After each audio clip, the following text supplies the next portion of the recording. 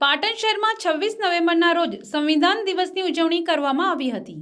આ પ્રસંગે બગવાડા દરવાજા ખાતે ભારતીય જનતા પાર્ટી અને કોંગ્રેસ પક્ષના નેતાઓએ ડોક્ટર બાબા સાહેબ આંબેડકરની પ્રતિમાને માલ્યાર્પણ કરીને બંધારણનું પૂજન અને વાંચન કર્યું હતું।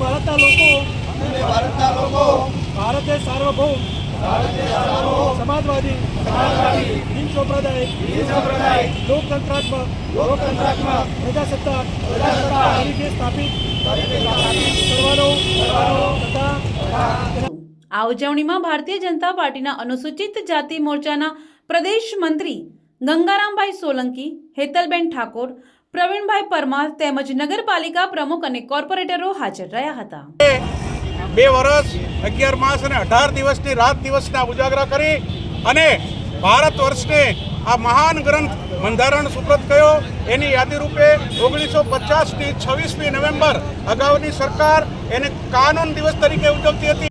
કોંગ્રેસ પક્ષ તરફથી પાટણ જિલ્લા કોંગ્રેસ પ્રમુખ ગેમરભાઈ દેસાઈ અને શહેર કોંગ્રેસ પ્રમુખ દીપકભાઈ પટેલ સહિતના હોદ્દેદારો ઉપસ્થિત રહ્યા હતા।